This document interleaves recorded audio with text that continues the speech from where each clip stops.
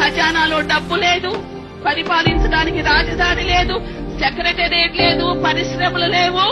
అయోమయంగా సమస్యల వలయంలో ఉన్న అనాథ బిడ్డని 5 కోట్ల మంది ప్రజల్ని 68 సంవత్సరాల ఒక వృద్ధుడు తన గుండెలకు హత్తుకొని 4.5 సంవత్సరాలు కింద పడకుండా సాగింది అబద్ధమా అని నేను అడుగుతున్నాను. మన చంద్రబాబు నాయుడు గారికి ఇచ్చింది వజ్రపు సింహాసనం కాదు. 2014లో ఒక ముళ్ళ కుర్చీ వేశాం, ఆయనకి సిలువ భుజానికి ఎత్తాం, ముళ్ళ కిరీటం పెట్టాం. ఏలుకో నాయన అని సవాలు విసిరితే 4.5 సంవత్సరాలు కళ్ళల్లో పెట్టుకుని కాపలా కాసిన మాట అబద్ధమా అని అడుగుతున్నాను.